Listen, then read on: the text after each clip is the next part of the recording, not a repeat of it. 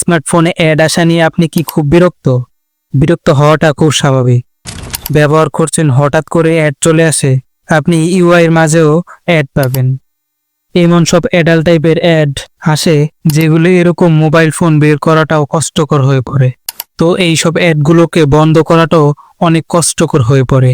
আপনি বন্ধ করবেন, দেখবেন আবার কোনো না কোনোভাবে চলে আসে।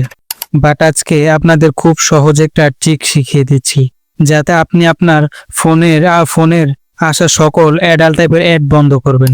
সো প্রথমে সেটিংটি ওপেন করে নেবেন।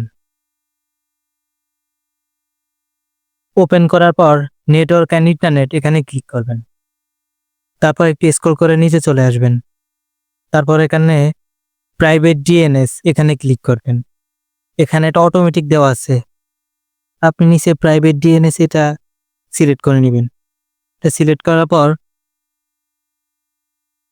এই লেখাটা টাইপ করবেন। টাইপ করার পর সেভ করে দিবেন। এখন থেকে আপনার ফোনে আসা সকল অ্যাড বন্ধ হয়ে যাবে।